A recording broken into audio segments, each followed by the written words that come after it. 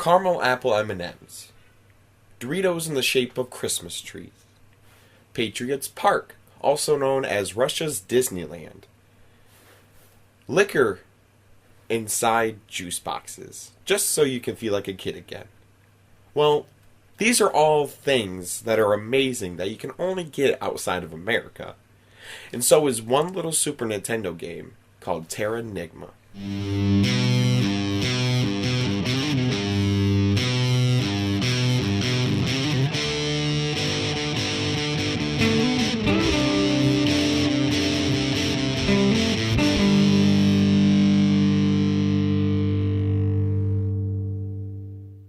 Before we begin this video, let's bow our heads and pray for a moment.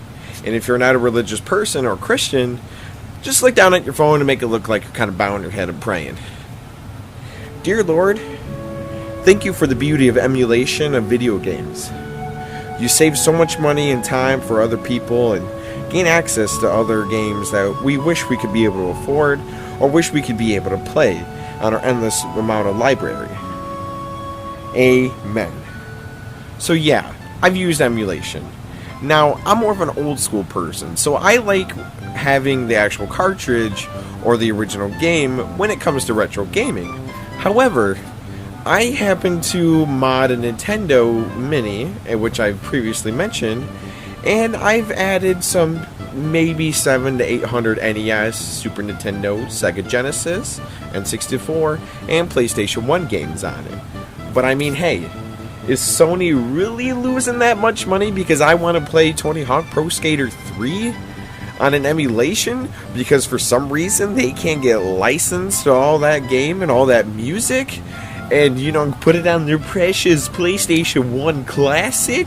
And don't think you're getting it off easy too, Nintendo. You shut down an entire website just because I want to play Snow Brothers on the NES, and I don't feel like paying $80 for a cartridge that you're not even going to get money for?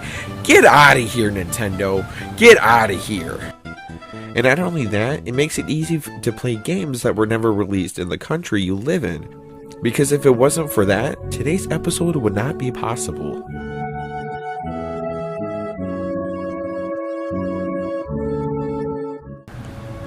But, as I mentioned before, as I was modding this Nintendo Mini, I was going through a long list of a Super Nintendo ROM pack, and going through the games, one of the names just stuck out to me. It just looked like complete gibberish or a made-up word, and that name was Terranigma.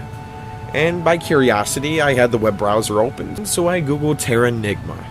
And next thing I know it, I'm seeing these reviews saying it's such an awesome game, such an underrated game, and I'm thinking to myself, what is this? Terranigma is a part of the Gaia series. It started out with Soul Blazer, and then Illusion of Gaia, and then Terranigma was the third in the trilogy. However, those first two games were released in America, but they didn't sell too well, so by the third's release, it never made it to America. So instantly I installed this to my Nintendo Mini and I was amazed by discovering upon this.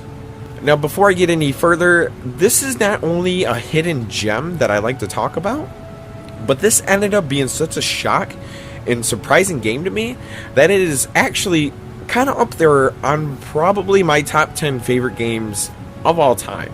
And that's not an exaggeration. So this is not just as much as a hidden gem, but just an amazing game in general.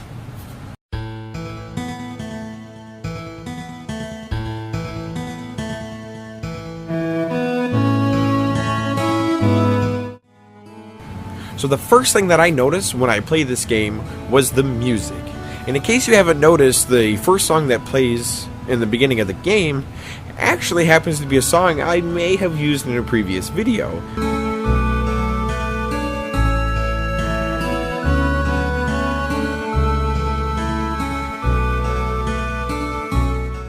So the story basically leads to a young boy named Ark, and he may have caused an opening of a, maybe let's say a Pandora's box.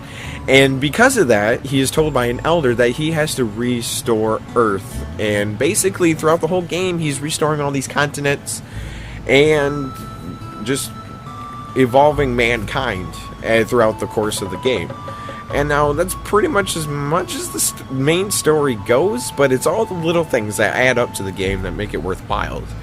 Now, this is what I technically would call a Japanese RPG, and now I've slowly been getting into those the last few years, and I think this is perfect for all my friends that I know that really don't like Japanese RPGs.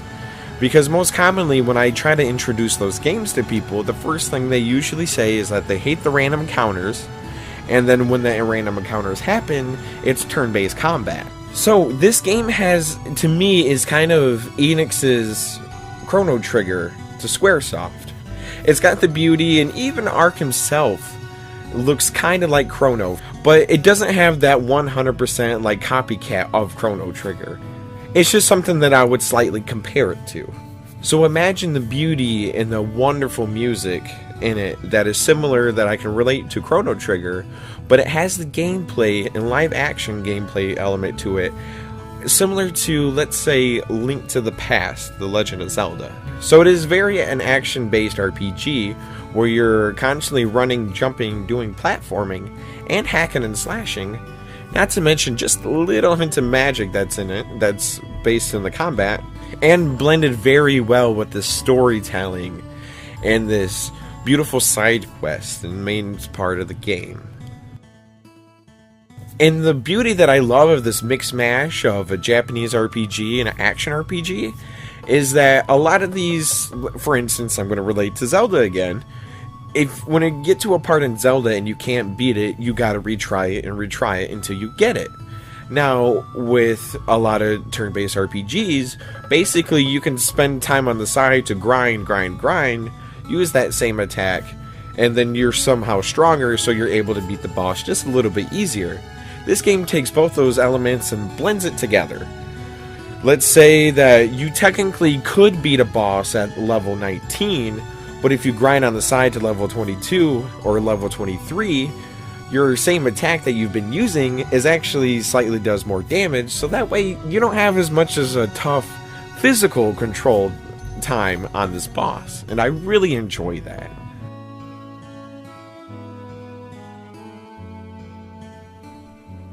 There's a lot of moments in this game that'll really hit you to where it becomes less of a game that you play and more of an experience, and because it really will hit you hard with emotions. To not ruin a lot of the surprises in the game in case you get a chance to play this, I'm only going to give one example, and this one actually hit me really hard. So there becomes a part where you have your kind of typical snow dungeon, and an avalanche happens, and as you crash in the avalanche, you're stuck with a mountain goat. Now, with that mountain goat has its significant other, who has accepted that it died, and that if it has to, it will eat it in order to survive, if they can't make it out of the avalanche. Willingly, he helps Ark escape, but only Ark is able to get out of there, and asks the goat if he's able to get out, and he says, if I have to, I'll have to stay. So, now if you happen to jump back down, you'll see that the goat is fine, but if you go up top, manage to go to the boss, and then come back, you will be greeted with this.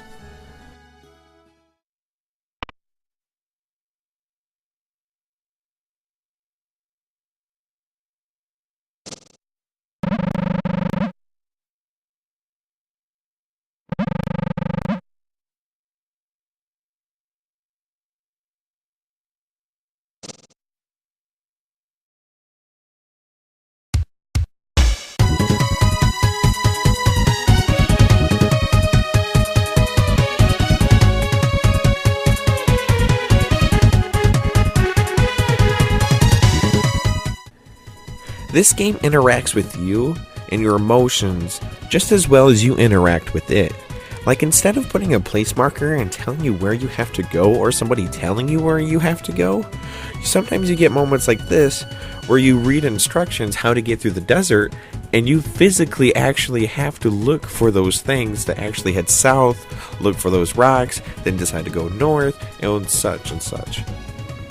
Now, there's a certain point in the game where you reach where it kind of reminds me of Animal Crossing. You travel across the world and do things for certain people and watch that affect the world as it grows.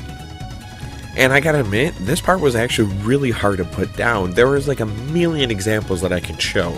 I mean, there's one where a town catches on fire and they lose everything, so you send out these letters across the world with people who have money to come and donate, and you come back, and the guy makes McDonald's? Are you shitting me? Why would you pass that up? And I just love a game like this, where it makes you feel very compassionate and deeply care about these simple characters that have a little bit of development. Jesus Christ, what the hell are you doing? Flipping in a circle? Sure, yeah, I'll push it for you. All my might. Okay, let's see what this bad boy can do. Alright, not seeing anything. Okay, oh, fine, shit.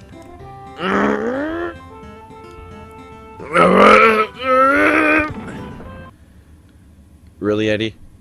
Are you shitting me right now?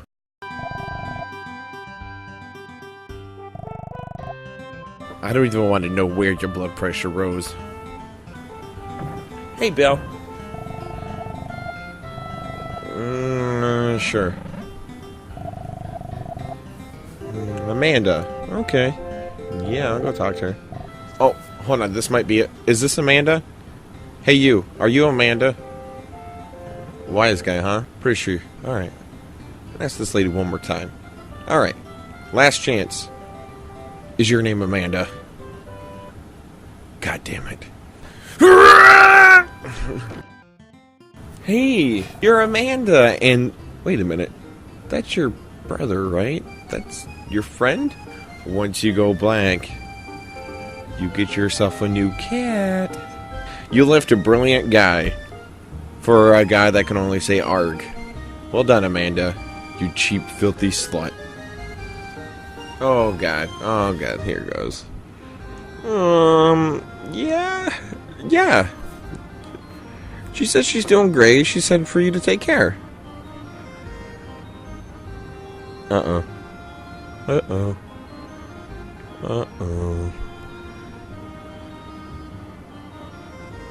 But don't worry. I trashed her place. I threw everything I could at her front door.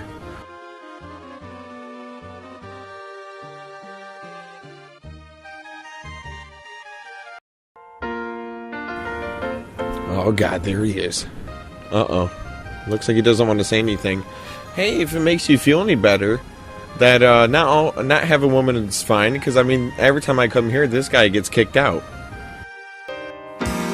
Sometimes you wanna go where everybody knows your name. See? You know, as a matter of fact, that guy almost looks like the one that cheated on you with Amanda. Well, other than that, at least he got his ass kicked out of there. Huh?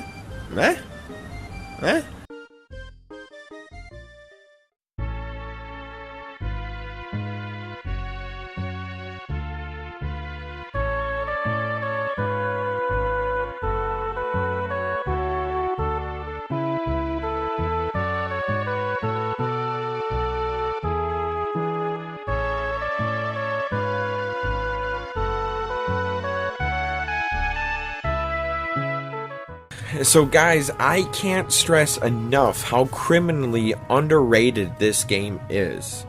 I had such a blast to play it, and if you've ever had that movie where you've watched it, and you got so sucked into the movie, and it was so great, and when it ended, it really hit you hard, and then you find yourself still thinking about that movie an hour, 2 hours later, the rest of the day, even the next day, you're still thinking about that movie.